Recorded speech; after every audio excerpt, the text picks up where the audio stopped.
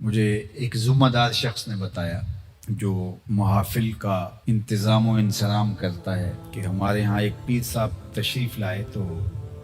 ہم نے ان کو کہا کہ آپ بر وقت تشریف لے آئیے گا، لیکن وہ دیر سے آئے تو ہم نے ان کو بڑا زور دیا کہ محراب کے پچھلے جانب سے جو عقبی دروازہ ہے اس سے آپ اندر تشریف لے آئیے تاکہ تقریر واز نعت جو بھی چل رہا ہے اور پھر اتنے لوگوں کا ہجوم ہے تو آپ گزریں گے تو وہ نہیں مانے۔ انہوں نے کہا نہیں میں تو ادھر سے آؤں گا،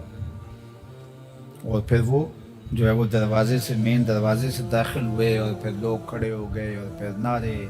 اور لوگ ایک دوسرے کے اوپر گر رہے ہیں اور بوڑھے آدمی نیچے آ رہے ہیں اور وہ آہستہ آہستہ چلتے ہیں۔ انہوں نے مجھے بتایا کہ وہ ہولے ہولے چل رہے تھے، ہوتا نا کہ گنجائش مل گئی ہے اور لوگ ایک دوسرے کے اوپر گر رہے ہیں، کوئی بوڑھا آدمی ہے زخمی ہو جائے گا، اس کا تقدس مجروح ہوگا، لیکن وہ ہولے ہولے چل رہے تھے، وہ اس پروٹوکول کا لطف لے رہے تھے، اس پروٹوکول کا نشہ اٹھا رہے تھے۔ مجھے بتاؤ بوڑھوں کے اوپر لوگ گر رہے ہیں اور اس پروٹوکول کا بھی جو لطف اٹھا رہا ہے، پھر ایسے پیر اور یہ وزیر مشیر اور حکمرانوں کا کیا فرق رہا؟ تو یہ ان چیزوں کا بہت خیال کرنا چاہیے۔ بزرگوں سے ملنا، علماء سے ملنا، نعت خوانوں سے ملنا، قاریوں سے ملنا اچھی بات ہے، لیکن اگر آپ کسی کو دھکا دے کے ملتے ہیں، وہ تو حجر اسود کو چومنے سے بھی روک دیا گیا اگر کسی کو دھکا دینا پڑے۔ حجر اسود کون ہے؟ یمین اللہ، اللہ کا دست راست ہے، اللہ کا دایاں ہاتھ۔ جو حجر اسود کو چومتا ہے وہ رب سے مصافحہ کرتا ہے، کتنی بڑی بات ہے۔ لیکن کہا کہ اگر رش ہے، کسی کو دھکا دیتے ہیں اور کسی کو تکلیف پہنچتی ہے تو آپ دور سے ہی اس کی طرف اشارہ کر کے جو ہے وہ استلام کر رہے ہیں، آپ رش میں نہ گھسیں۔ تو جب حجر اسود جو یمین اللہ ہے، حجر اسود کو چومنا رب سے مصافحہ کرنا ہے، تو کیا حیثیت بچتی ہے رضا ثاقب مصطفی کی، کیا حیثیت بنتی ہے قاری کی، نعت خواں کی اس کے مقابلے میں؟ کہ آپ مسجد کا تقدس مجروح کر رہے ہیں اور پامال کر رہے ہوں، اور بوڑھے بزرگ روندے جا رہے ہوں، بچے روندے جا رہے ہوں، اور آپ آہستہ آہستہ چل رہے ہوں تاکہ پروٹوکول انجوائے کریں، یہ لطف لیں، کشید کریں مزہ۔ تو یہ بہت بری بات ہے۔ آپ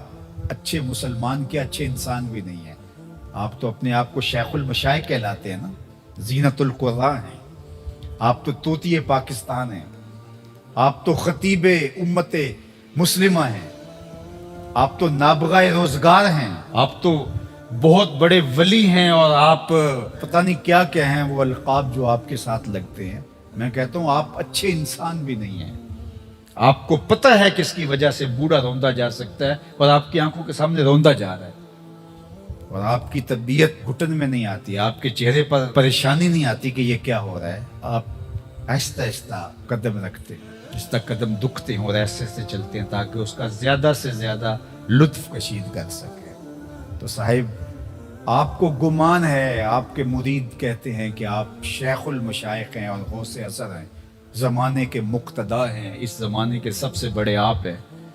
لیکن یہ آپ کے مرید کہتے ہیں، آپ کہتے ہیں، لیکن میں کہتا ہوں آپ اچھے انسان بھی نہیں ہیں۔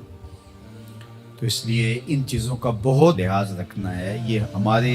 دین کی اقدار ہیں اور ان کو ہمیں سمجھنے کی کوشش کرنی ہوگی۔ جو ہماری محافل کا سٹائل بن گیا ہے اور جو صورتحال بن گئی ہے، یہ خانہ زاد چیزیں ہیں، شریعت ان کی اجازت نہیں دیتی۔